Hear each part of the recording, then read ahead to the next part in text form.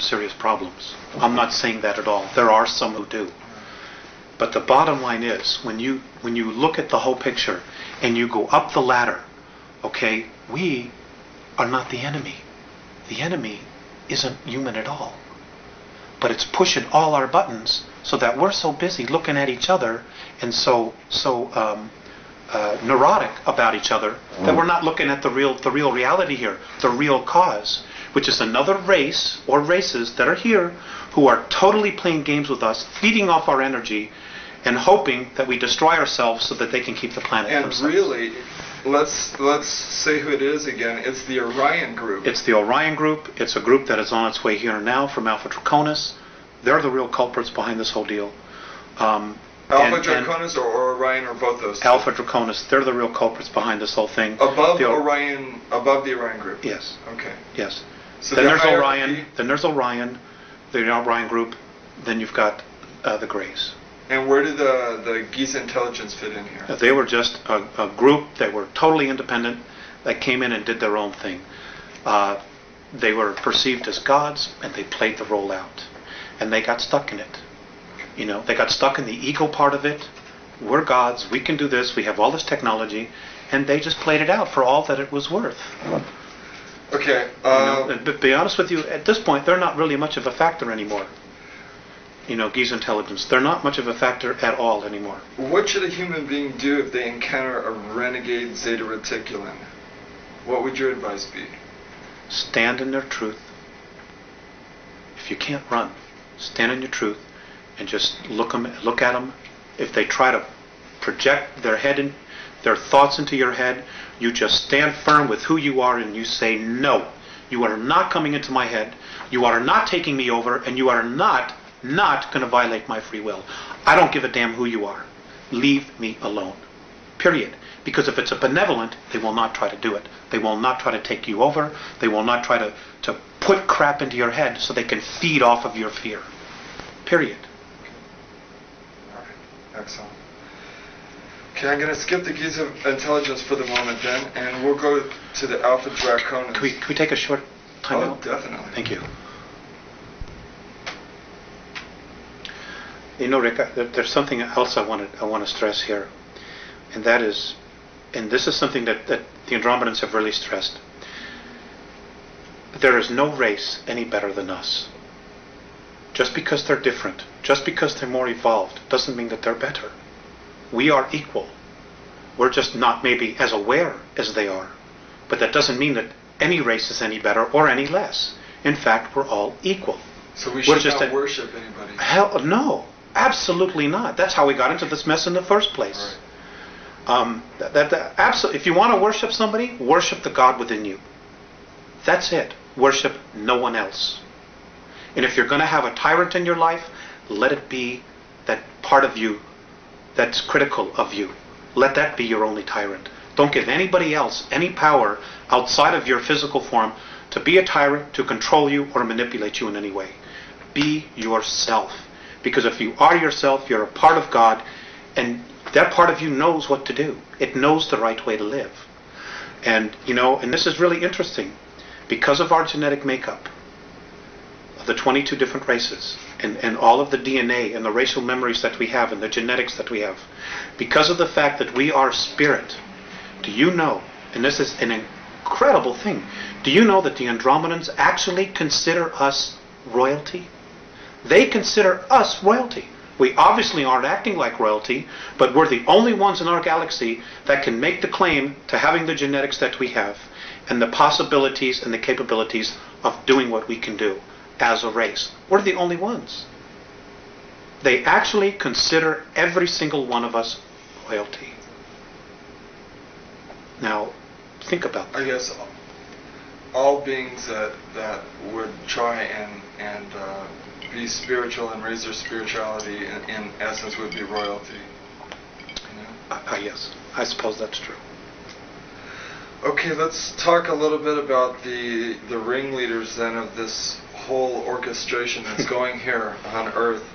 According to your Andromedan sources, there are 22 races originally colonized the Earth, the first race being the reptilians from Alpha Draconis.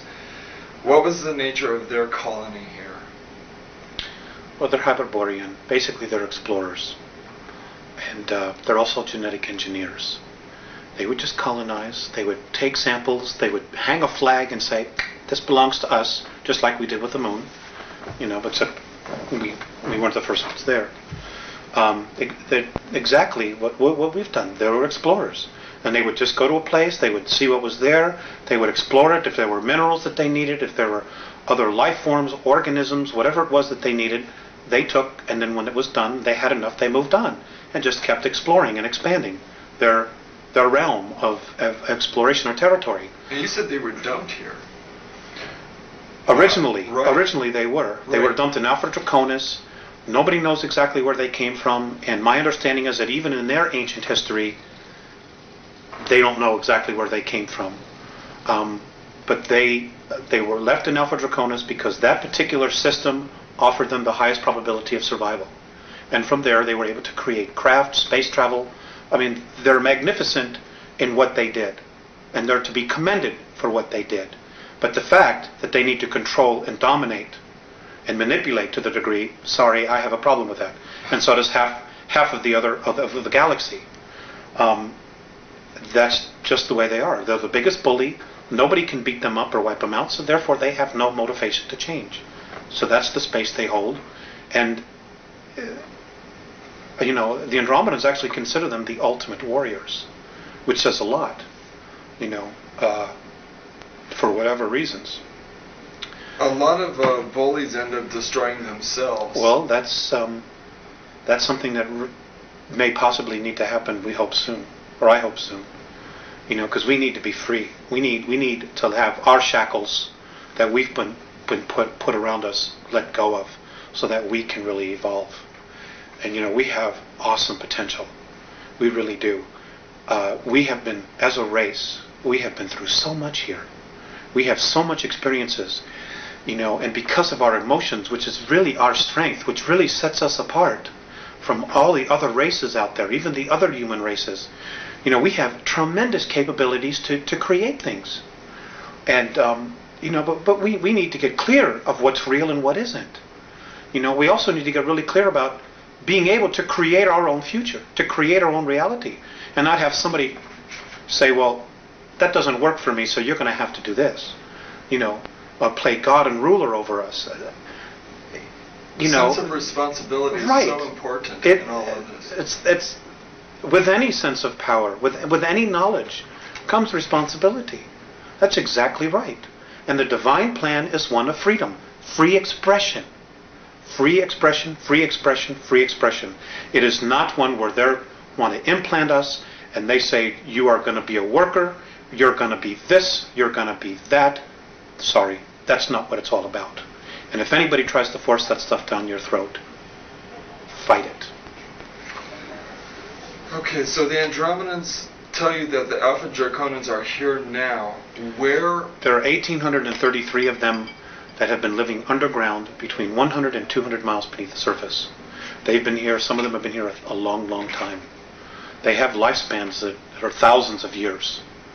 They're carnivorous. They are not friendly to mankind, at least the ones that are here. Are you saying carnivorous, they eat humans? Yes. And they won't eat a dead human. It has to be alive at the time of the killing. Their preference is children. And we've been told, you shouldn't talk about that. There are other people say, well, you better not talk about the reptilians. Well, bull. Why not? According to the Andromedans, they're responsible for 31,712 children disappearing in the last 25 years from the United States. These children were food.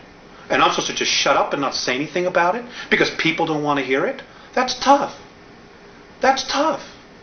Westchester County, in the last 5 years, 3,000 children in Westchester County, New York, have vanished without a trace. Where are they going? Why are we allowing this to happen? And why should people want to stay in denial about it? Now, how are they able to do this? How are they able to? How are they able to? How are they able to do it? How are they able to come up out of this from underground and do it, or do they have? There are tunneling systems everywhere. They're being helped by the Greys, and also there are groups within the higher echelon that are actually helping